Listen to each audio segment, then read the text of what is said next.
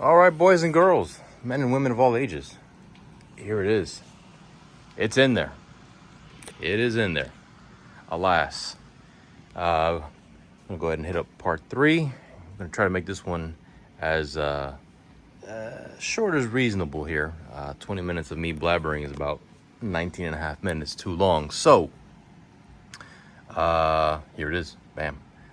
Went ahead and got it all installed. Made everything up. So we talked about last time about the whole harness and the fitment of the harness and all that good stuff. It is, it's in there. It's a tight fit. Yeah, she's tight. She's tight, but it fits pretty good actually. So on the factory harness, like I said, I used the factory the little clip, little retainers back here that bolts to the back of the bell housing or the cylinder head. I don't remember which one, but it kind of routes the factory harness. I kept all that in place so I can make sure that the routing was the same. And I just laid the Haltech harness, which I mean, it's a sea of black aluminum, looks the same, but the Haltech harness basically rides on top of it. Power harness is down here. Once everything was all set up and we brought the car down, it actually surprisingly went in pretty well. It fits up pretty good, so we're able to get all that in there. The rest of the car is just, of course, just, you know, standard putting stuff back together. But as far as the Haltech's concerned, that's good. That's in there. Like I mentioned last time, the wiring's already in. It's already plugged up, all that good stuff. So yeah, so we're all set. It's in there. The unit itself, there she is. Bada bing. Yeah, so I did mount it out here, obviously, as you can tell. I did some researching on, asked a question about mounting it and the options and stuff, and I was contemplating mounting it inside the car, which was going to be, that was going to be fun. That's going to be a lot of fun. If you know anything about C6s, you know there's just not a lot of room, especially, you know, when you have all the creature comforts and your AC and the factory BCM and all that stuff is still there. There's just no room under there, but I was already kind of planning where I was going to, you know, mount it underneath the, under the AC box, or even up on the little trapdoor there that covers the BCM, figure some way to mount on the plate or something there. But I just didn't like the idea of having it in there. People get in the car. First inclinations, of course, is step on the damn computer. Don't want that. You know, I can see the AC clogging up the drain hose there, and then the box fills up with water, starts dripping on the ECU. There's all kinds of stuff that could happen. And just, I mean, not to mention just the logistics, routing the wiring and everything underneath there would have been, oh God. But I started it, the process. I actually drilled a nice, I don't even think you can see it here. It's behind the battery back there is there's a nice spot where we opened up, which I would have to do anyway. But right there, got a nice little grommet in there to run all the lines in there.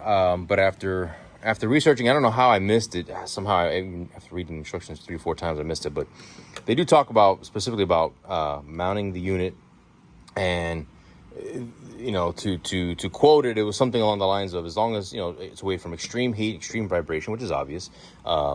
It talks about, you know, can be mounted in the car, on a roll cage, under the dash, even in the engine bay. As soon as I read that, I'm like, oh, that's a green light. That's a perfect. This is a good spot for it. It's on the, you know, it's inside the fender well of a C6, which obviously when the fender's on and all the plastics are on, this is actually shielded pretty good. I don't plan on fording a river anytime soon with this car. So I'm not worried about moisture. This is not a daily driver, so it doesn't see any kind of weather really. So this is actually a pretty good spot to have it then, because it's you know, it's covered up by all the plastics and everything. The only thing it's gonna see is some dust, that kind of stuff. Doesn't get particularly hot either. Of course, the headers are all the way down there along the frame rail itself, so you got a lot of isolation here. This is fiberglass, or yeah, composite or something. So it's a terrible what do you call it, heat, doesn't transfer heat very well, which is good, just not what you want. So this thing's going to be just fine right out here. What I did was make this plate. See, this aluminum plate that's behind it here. Just kind of cut this plate out. I mounted it with another piece of aluminum. I don't know if you can see it or not down there. Maybe, yeah, right there. So there's an aluminum bar. Took some aluminum bar stock that I had here, cut it, and I ran some bolts from the plate back through it so that it's sandwiched between the composite material. Stiffen it up and stuff, and then just 4 bolts directly to this plate. It got this really high density, I don't know if you can really tell, it's squishy, but it's real high density foam material. Got a couple of these blocks to kind of isolate it for vibrations. But that's it. It's on there. It fits good. Ran all the lines and stuff already. The factory ECM's still there. You know, if GM's gonna use the factory ECM there, obviously it's not a terrible location. So yeah, that's it. Just simplified the hell out of everything. Easy to run the wiring. The stuff that had to go inside the car, I mentioned I already made that hole, so that passes through, including the USB for connecting to it. So yeah, I mean, I think we're in pretty good shape. Got the I love the fact that this thing has an onboard 4-bar, so you don't have to go with an aftermarket transducer kind of sensor, map sensor. So you just run this straight to the unit itself, and it is 4-bar, which is more than this car is going to see. Obviously, if you're boosting to the moon here, then you're going to have to run your own you know, sensor, which is fine. Obviously, it's provisioned for it. This just simplifies itself. So that's all set there. I ran this stuff up along the cowl here. This is the flex fuel wiring. It's the only input that I had to worry about. So that is that's set up. That goes to the unit. The inputs and outputs, along with the tuning cable, are inside the car right here. I know this is gonna be, you can't see crap here. This might help a little bit, but yeah. So I'm putting these panels back on, and here you go. There's everything. Got the wiring right here, inputs, outputs, and the ECU. There's that pink wire right there is kind of the ECU on signal, which is tapped into the ECM factory fuse. I think that's really it. Oh, and you got that guy going across. Yeah, let me tell you a little story about that guy. That's the APP connector, right, for the pedal. Now, I've been told you can snake it underneath the airbox back there somewhere, back there. I'm sure it's true, and I'm sure in some cases it probably works fine. As it stands, I spent the better part of yesterday afternoon trying to rescue my connector from there. I got about halfway through and got jammed up on some like stud or something like that, and the short version of a long story is it was an absolute nightmare. Beat the hell out of the connector, had to rescue it out, and took 2 of us to snake it back out this side.